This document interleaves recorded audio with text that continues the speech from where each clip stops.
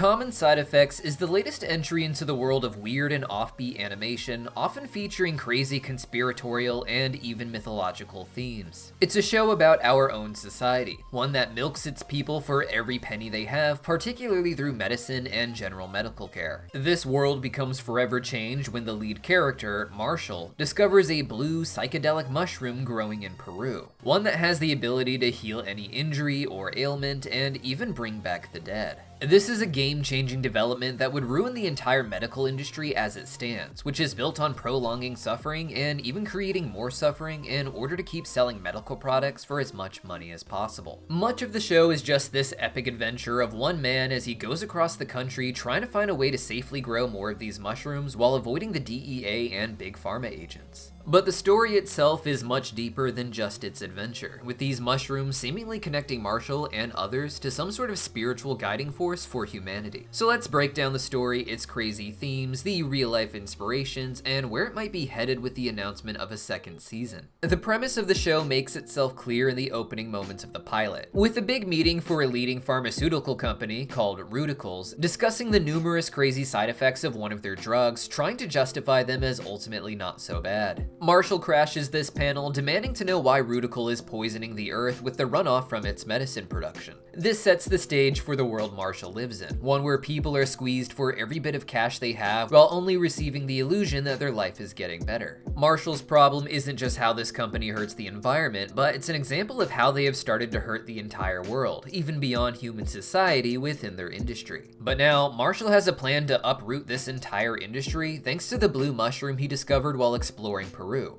a place where he supposedly died in a plane crash. Marshall tells the story of how he found this blue mushroom and why he was claimed to be dead to his old high school friend Francis, who now works at Rudicle Pharmaceuticals as an assistant to a low-level villain in the show named Rick. Frances hides her job from Marshall, knowing from his outbursts at the panel just how much he hates her company. And because of that, Marshall opens up and reveals that he found this blue mushroom that has the ability to heal the sick and injured, proving it with a pigeon after Marshall snaps his neck and feeds him some of the mushroom. After seeing this bird get miraculously healed, Marshall explains that he found the mushroom in Peru while researching the dumping grounds of Rudicle's Pharmaceuticals, which culminated in some of their local agents actually chasing after him and his plane and shooting it down. He takes the mushroom before crashing, allowing it to heal his body, and really bringing him back from the dead. This is why Francis and everyone else thought he had died, as Rudicle had reported his death. But with the blue mushrooms in his possession and a brand new pet turtle from the area, Marshall is hoping to change the world and put an end to the suffering caused by big medical companies. It's through these two characters that we get to see the two sides of this conflict, from people who felt very close when they were young and who still desire to be close now that they have reunited again. Though even with romantic feelings resurfacing, this conflict tends to keep them at arm's length. It's through Marshall that we get the more physical adventure, focusing on trying to grow the mushrooms, avoid the agents that are after him, and survive the many double crossings he'll face as people he thought he could trust try to steal his mushrooms for themselves, even Francis. Part of the problem is that Marshall and the others don't realize it's the fertilizer from the Peruvian turtles that makes the mushrooms grow where they do. And by the time Marshall learns this, he has been arrested and thrown in prison.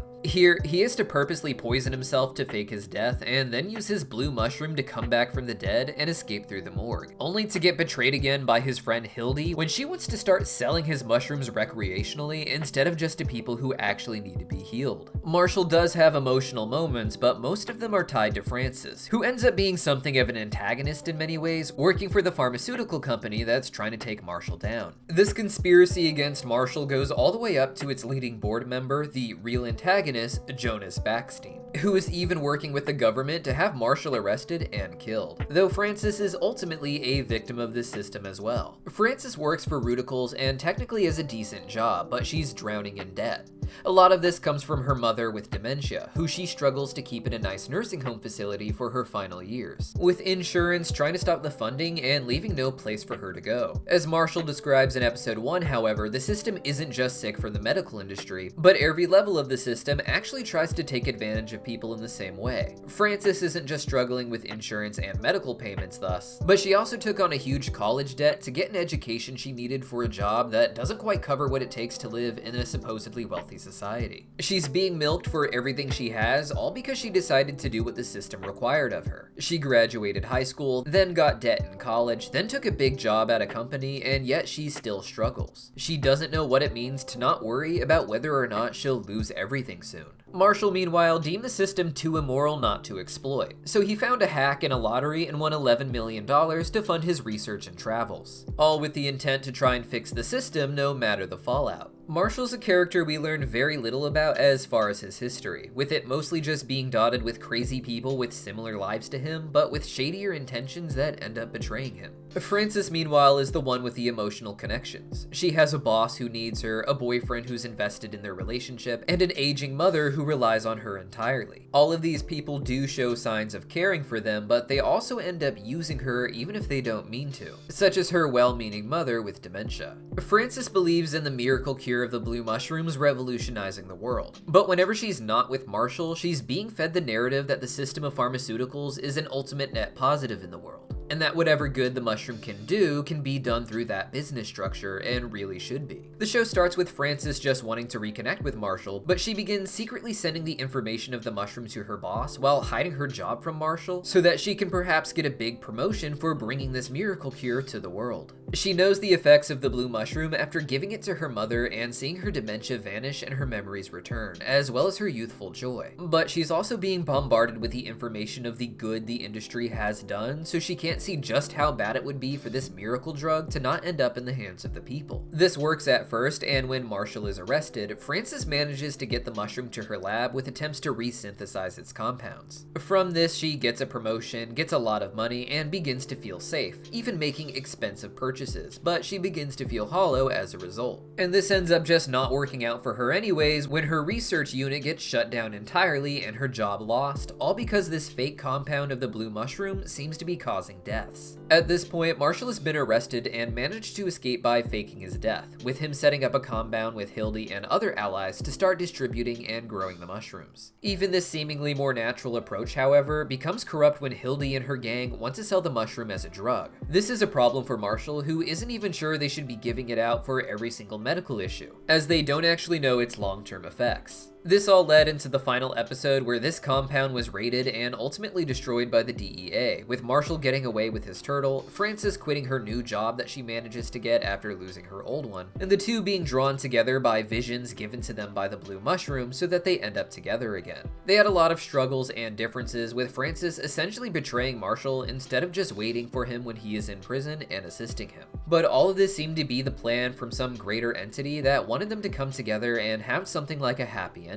The way the mushrooms seem to bring Frances and Marshall together is interesting, as they don't seem to just have an effect on the body or even the mind of a person, but perhaps what we might call the soul. The mushrooms do give the person eating them trippy hallucinations, hence why characters like Hailey want to use and sell the blue mushroom recreationally. But these visions aren't just random hallucinations. They start off as cryptic messages that help the characters learn the language of symbolic dreams, and later they become more clear as they learn to interpret the dreams and connect to the information that the hallucinations are trying to give, leading to a point where the characters can even interact with each other on this different plane of existence while miles apart. This happens in the finale when Marshall has a vision of Frances that parallels what she's experiencing in that moment further away. By touching the shadow of Frances in his vision, she can feel his presence and is even able to accept hidden signs around her that the blue mushroom is trying to show her. Both Marshall and Frances follow these clues, with Marshall being so connected to the mushrooms that they eventually point him directly where he needs to go in order to find Frances again. And seemingly with that, they also find a happy ending together. In the show, it's pretty obvious that this blue mushroom is meant to be a fig leaf stand-in for the real-life psilocybin mushrooms, or what we also call magic mushrooms. mushrooms. These are generally not legally available mushrooms that are known for altering the mind, with people reporting very spiritual experiences and visions that in some ways are similar to the ones seen by the characters in the show. At least part of the reason for this is that these mushrooms actually shut off the default mode network in the brain, the part of the brain associated with ego and the sense of self. When this happens, people tend to report an experience of being at one with their surroundings and the universe, becoming so close to everything around them that it's as if they stopped existing or even died before returning to their body and their normal state, feeling like they were reborn. This makes sense as similar things happen when someone has a near-death experience, shutting off parts of the brain entirely, including the DMN.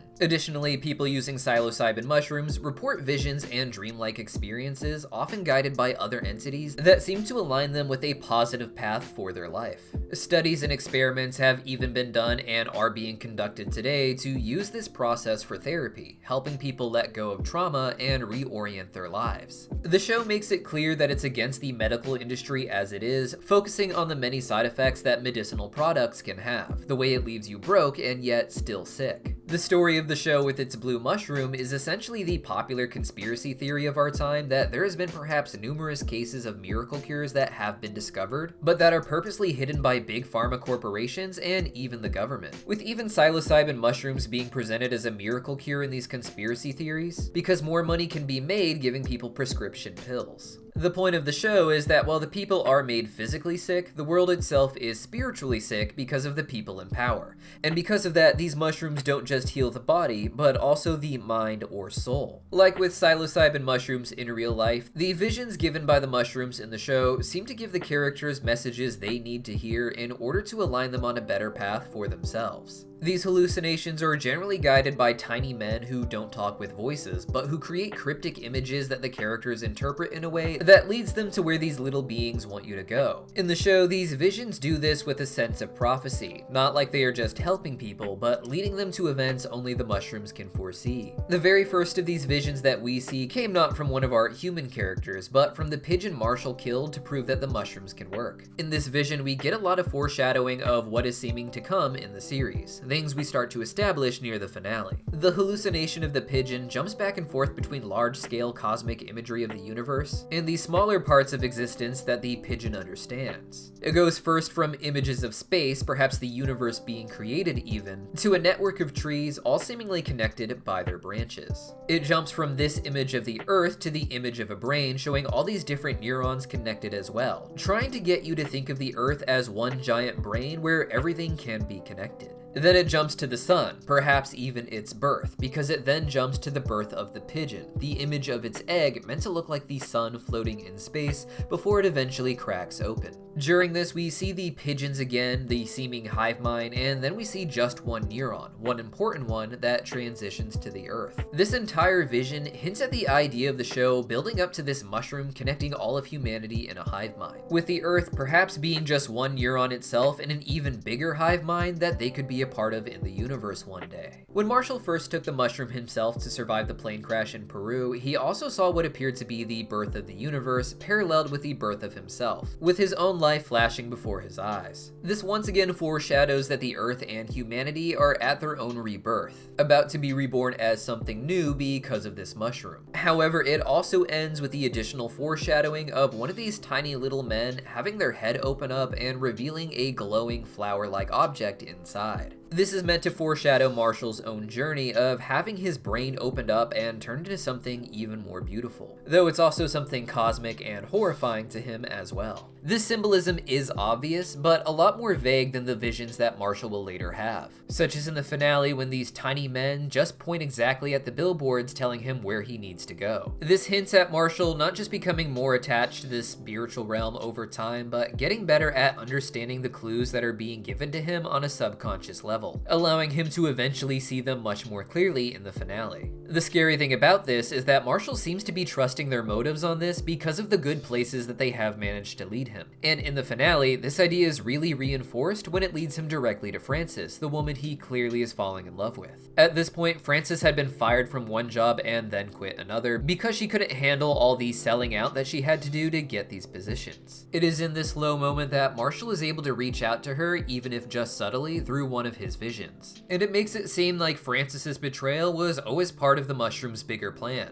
And maybe this seeming happy ending that Francis and Marshall were brought to is something that essentially just placates them as their move towards these bigger and perhaps darker goals of these mushroom entities. Already there are multiple problems we see for next season, including the different friends and family of Marshall using the magic mushrooms and the psychic turtles for themselves, and the ultimate evil of the show, Ruticle's board member Jonas, having some strange and powerful reaction to the mushrooms after tracking them down because of his failing health. This all makes sense with what Marshall has been warning of all season long, which is that they don't know the long-term effects of these mushrooms. And while the absolutely dying or unhealthy may benefit from them, people who don't need it shouldn't risk trying it until some people who have tried it made it to an older age and we saw the effects it had. For all Marshall knew, the effects of the mushroom could just kill you within a few years of seemingly making you healthy, or even just drive you insane with the weird visions that begin to recur. And with that in mind, the mushrooms themselves may be leading the humans somewhere they might find horrifying, giving each person just happy moments along the way to keep them going. The most obvious example of this in the show so far is the mother of Francis, who after being healed by the mushroom, tragically dies when climbing a tree. She became fixated on the tree after regaining her youthful energy, with the mushroom seemingly leading her there just for her to die.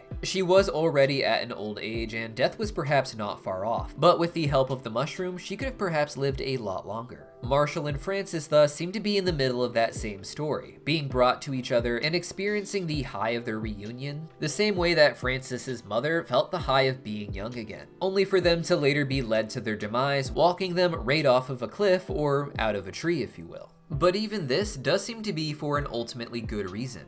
The mushrooms themselves are discovered to only have grown their powerful healing nature in response to the chemical poison dumped by Ruticle's pharmaceuticals. This paints it as if whatever force might be connecting to the earth through these mushrooms had to let these sort of evils exist in order to guide nature to a point where it could connect with it. And though the mushrooms may seem like they are now leading people towards their deaths after giving them a seemingly blissful moment, like with the mother of Francis, it may actually be leading them towards something even greater beyond their physical lives. The ultimate spiritual point of the show is that a certain amount of suffering is necessary in order to grow, but that doesn't mean it's only suffering that helps you grow either. In some real-life cases, the entities interacted with in this hallucinating state explain that they do enjoy bringing people to happy places when they have the opportunity to, but that no happiness that they give someone can interfere with where they need to be. As always, this plays out the most clearly in the show with Francis's mother. With the mother of Francis, it seems she was at an age where she was supposed to die, and while she was given the miracle mushroom to make the last of her life as beautiful as possible, the mushrooms would still have to guide her to her appropriate end at the right time. They did this by getting her to indulge in the ultimate fantasy of her childhood, just climbing a tree again, a death that mirrors her rebirth and takes her back to where she started. These ideas of death and rebirth with spiritual enlightenment, but also an inevitable end, all tie in very closely to the mystery school tradition found all over the world. A mystery school is a private society that performs a mystery play as part of its initiation, a ceremony where the initiate has to solve part of the mystery that is being presented to them in the play. Today, the most well-known example of this is Freemasonry, though these systems existed all the way back to ancient Egypt and throughout history in different cultures. In Egypt, this was the story of Osiris being killed by his evil brother Set, then being brought back to life just long enough to impregnate his wife, allowing him to have a spiritual resurrection in the underworld where he becomes the god of the afterlife. Initiates of ancient Egypt would play the role of Osiris, acting out a ritual ceremony where they were metaphorically killed, then reborn. This appears to be the spiritual outline for the series, the death of humanity as it once was, a seeming resurrection, and then a final death with a final spiritual ascension and return to something greater. This entire ceremony is believed to have been inspired by the near-death experience, which even in ancient history had reports of people coming back with a sense of enlightenment. In Greece, the same story would play out with the goddess Persephone, where the initiate would experience a fall into the underworld to be the bride of Hades and eventual restoration in heaven due to her mother's pleas. To make this fall and rise feel more like a death and rebirth, initiates would be forced to run 25 miles before seeing the ceremony. This pushes their body to the limits, even shutting down their default mode network, just like when taking a psilocybin mushroom. All around the world, this practice is done with different techniques, ranging from substances like the mushrooms in the show to sweat lodges that push your body to extremes in different ways. In all cases, it's done to bring about a sense of spiritual enlightenment and supposed contact with the spiritual world. Marshall becomes the most initiated this way in the show, experiencing at least 3 deaths throughout the season, where a mushroom is used to revive him, which we might say is meant to mirror not just one death in each of these mystery schools, but perhaps the 3 degrees that many of them have, such as in Freemasonry, or at the very least to remind you of Jesus Christ dying and then coming back on the 3rd day. The thing about these rituals is that they weren't just meant to give you enlightenment on Earth, but like Osiris, it was meant to initiate you into the heavens, where you would align with and work for your people's guardian angel. But in the greater spiritual tradition, not everyone who enters these realms is good or of pure intention, and negative forces can rise up into the spiritual world and, from the human level, corrupt it. Marshall in the show would represent a force of good, a force that the mushrooms wanted to reach, and perhaps someone they had already started to guide to get to the right place at the right time.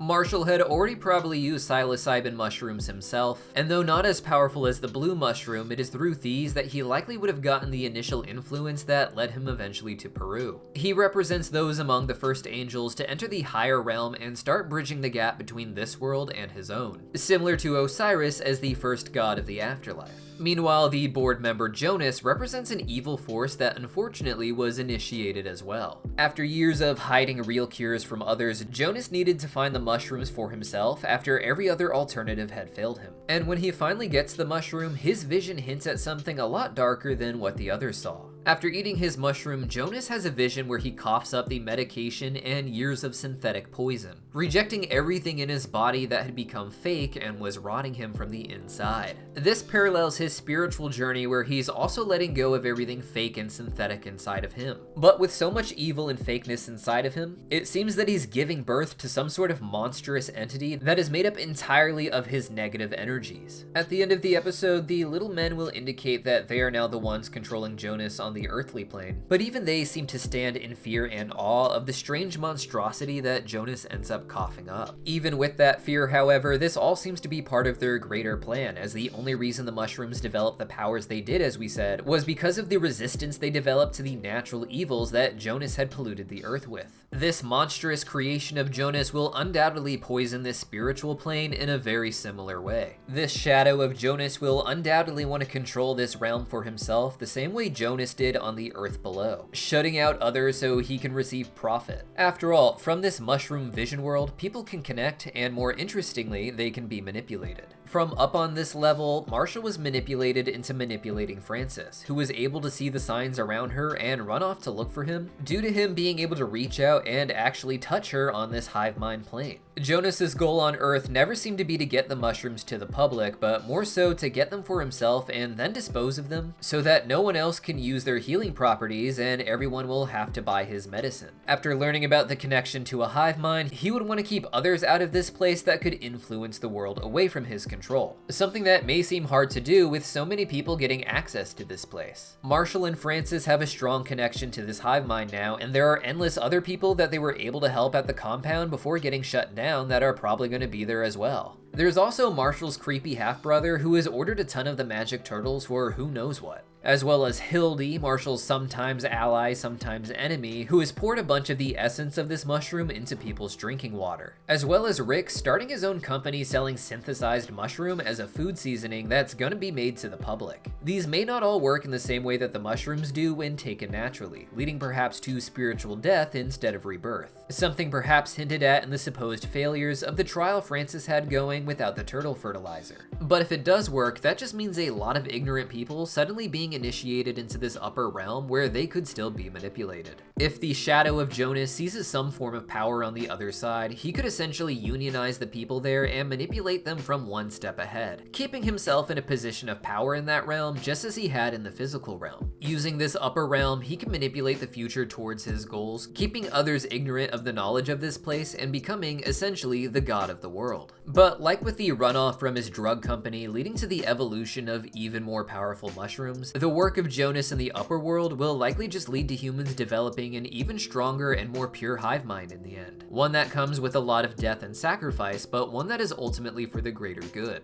This goes back to those myths where the death and resurrection, or its parallel, is always caused by an evil, often still divine force that tries to seize power among the gods. It's the reason Osiris had to be killed by his brother Set in order to have a spiritual resurrection. But the story can be found in all of the other cultures as well. In the Greeks, they had Prometheus, who had to be chained down by Zeus, but only so that Prometheus could give forbidden knowledge to humans that would eventually make them rise spiritually. We even get this in the Norse mythology, with Balder being killed by his brother Loki. Balder himself had dreams of his death, and Odin even had prophecies of the death of himself and all of his sons. But Odin allows this to happen because he also foresees that in the world to come, Balder will be resurrected and live in peace. It's why Jesus Christ had to be betrayed by Judas Iscariot, so that he could have his death on the cross and resurrection 3 days later. But perhaps the most simple example, and the best one to end on, is that of Zoroastrianism. This religion, like Common Side Effects, distills its pantheon down to two key figures, who we would say parallel Marshall as the god of light,